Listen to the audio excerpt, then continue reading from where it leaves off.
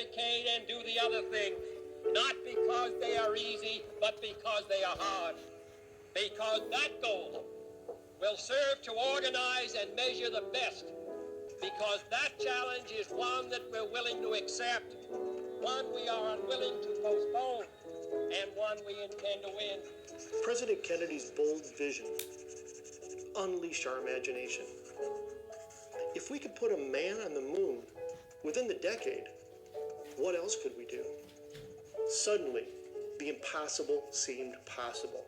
And throughout the 60s, America would experience a renaissance of new possibilities, philosophies, and serious challenges. In living color, listen to the story about Leave it to Mr. Whipple.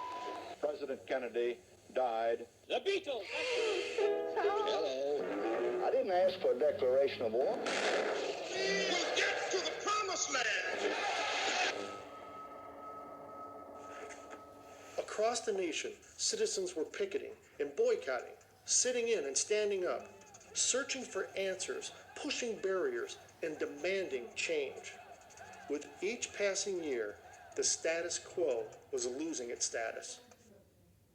But amidst all the social unrest, America remained intent on winning the space race. Being first to the moon was important, but it required much more. Whether it's sports, business, education, or an entire nation, sustainable success requires vision and unwavering commitment to the future. To sustain the lead, America would require generations of smart kids ready to grab the baton and boldly go where no person had gone before. By 1969, America's commitment to education was unprecedented. I know. I was in 6th grade at the time. What I didn't know is that a simple science experiment would not only change my reality, but that of my classmates, my teacher, and perhaps even yours. In addition to being a wonderful person, Mrs. Hackett was an excellent teacher and a great patriot too. She took the challenge of educating America's youth to heart. Who knew? Maybe one of us would invent a future rocket, crack the code of life, or create innovative products that would change the world. She increased our general math and science curriculum and spent an entire week teaching us about aerodynamics. At the end of the week, she announced, "We're going to test our knowledge by conducting a paper airplane contest. At the conclusion of the experiment, we will evaluate the winning plane to determine why it has flown the farthest." We were each given a piece of construction paper. Armed with our newly acquired knowledge, we carefully crafted what we each believed would be the winning plane. Remember what we learned. The sharper the wings, the less drag. The less drag, the farther your plane will travel. One by one, my classmates stepped to the line and launched their planes.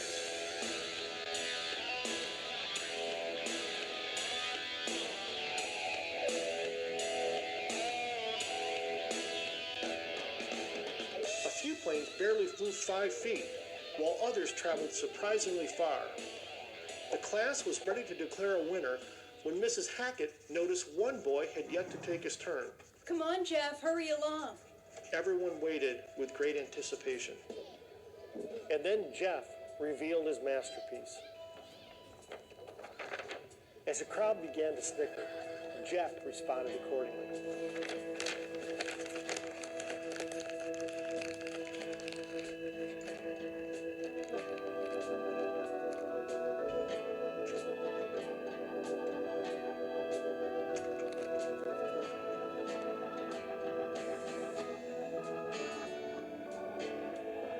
Time stopped.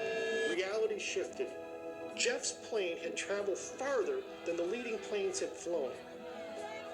No one knew what to think, not even Mrs. Hackett. While no official winner was declared, that day I realized while knowledge is important, creativity is our most powerful asset.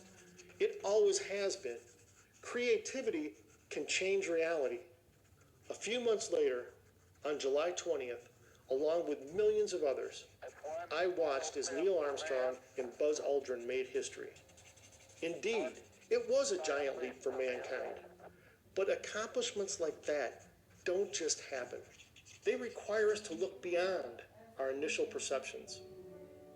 They take vision, clear goals, and unwavering commitment. Diverse people willing to ask questions, to challenge the status quo and take a stand. They require looking ahead, preparing for future success, sharing knowledge, remaining open-minded, learning from experience, and measuring our progress. We put a man on the moon, and that was nearly half a century ago. By embracing creativity and having the courage to take action, imagine